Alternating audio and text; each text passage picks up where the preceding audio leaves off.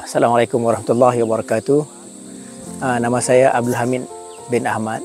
Saya seorang pensyarah dan penyelidik bertugas di Institut Biologi Tropika dan Pemeliharaan Universiti Malaysia Sabah.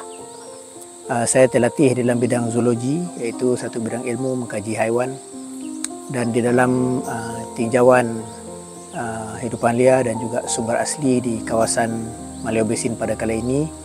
Saya ditugaskan sebagai ketua bagi kumpulan di Kem 1.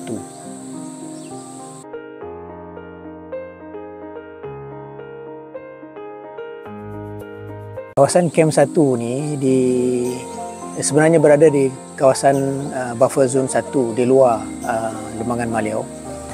Dan kawasan Kem ini dia tak jauh daripada Sungai Kuamut. Dan ada satu lagi anak sungai tempat kami berkemah yang airnya bersih.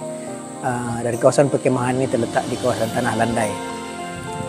Hutan di sekeliling kawasan perkemahan adalah hutan semula jadi yang belum lagi terusik, dan air juga bersih, udara bersih. Dan saya berpendapat kawasan perkemahan ini adalah kawasan yang selamat, sesuai dan memudahkan para peserta.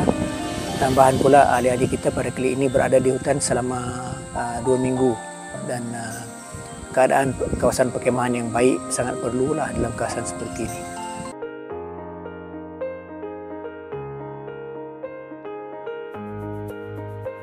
Kita sudah berada pada hari ke-11 pada hari ini, dan kita telah pun membuat beberapa cerapan. Di antara penemuan yang dapat diperhatikan di sini, yang pertama ialah kalau dari sudut hidupan liar, memang kawasan ini sebagai kawasan tanah rendah, kita telah menjangka akan ada haiwan mamalia besar seperti gajah, tembadau, dan juga haiwan-haiwan yang lain. Dan memang kita berdapati ada kesan gajah dan juga tembadau lah.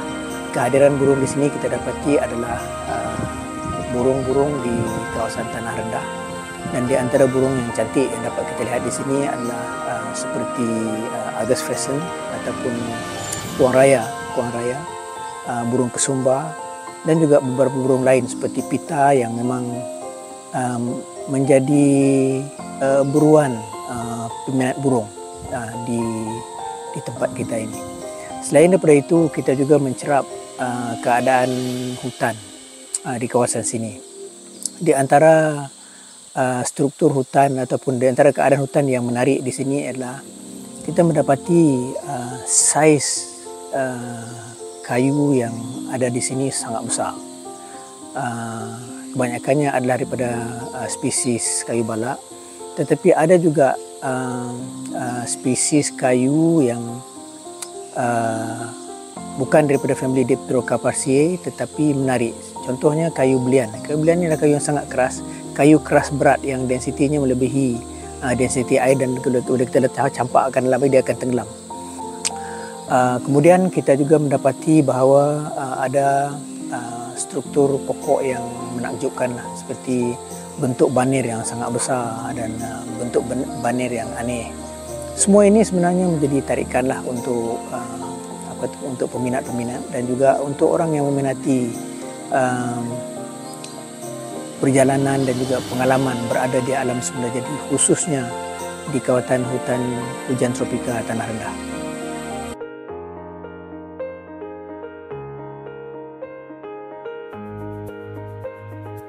Tentang pelancongan, saya fikir potensi pelancongan ini dia luas dan dia bersifat perkembangannya bersifat dinamik. Sebagai contoh, ekotourism, minat orang untuk masuk ke hutan semula jadi. Sebenarnya bagi negeri Sabah ia adalah satu pasaran yang moden, yang baru, dan pasaran ini masih sangat luas terbuka. Bagi kawasan hutan semula jadi, dia menawarkan pilihan yang sangat banyak. Sebagai contoh, apabila kita ditempatkan di sini, bentuk muka bumi yang ditawarkan oleh kawasan ini adalah hutan tanah pamah dan juga hutan tanah tinggi, bukan tanah tinggi, kawasan bercerun, kawasan bercerun. Ini disebabkan oleh kita berada di kawasan buffer zone yang bersempadan dengan Maleo Basin, dan banyak permatang yang menuju ke pinggir ataupun tertubir Maleo Basin ini. Tetapi kalau kita cuba untuk memanjat permatang-permatang ini, dia mempunyai cabaran yang besar pada tahap darjah kesukaran untuk kita memanjat permatang-permatang ini. Ini membuka kepada adventure tourism yang berlainan, yang akan memberikan minat kepada kumpulan pelancong yang berlainan. Ada 2 kumpulan daripada Kem 1 ini yang telah cuba untuk mendaki permatang-permatang tersebut, dan kita telah mencapai ketinggian 600 dan juga 700 meter. Walaupun demikian, jarak kita di antara kedudukan kita dan juga tertubir Lembangan Maliau itu masih sekitar 4,5 hingga 5 km, dan ada jauh lagi perjalanan yang perlu ditempuhi untuk sampai ke tertubir ini. Selain daripada itu, untuk tarikan pelancongan, contohnya untuk pemerhatian burung, ini kawasan yang sangat sesuai. Hanya kita harus memikirkan pada masa hadapan adalah tentang akses ataupun untuk bagaimana untuk kita sampai ke sini.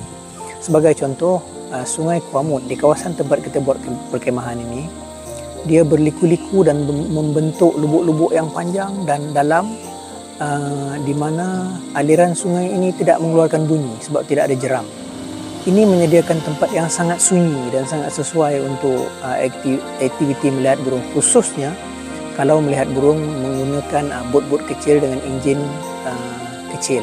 Sangat sesuai, sangat memudahkan dan tidak memenatkan pengunjung. Selain daripada itu adalah sebagai contoh untuk sungai yang besar seperti ini, dia mempunyai spesies ikan air tawar yang jarang didapati di tempat lain.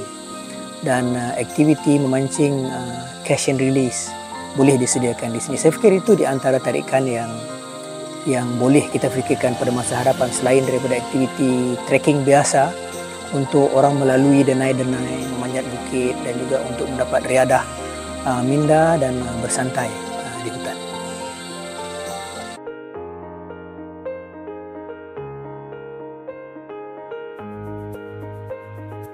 Harapan saya terhadap tinjauan ini, tinjauan ini dibuat untuk tempoh yang lama. Ini ada di antara tinjauan yang paling lama yang saya sertai selama 2 minggu.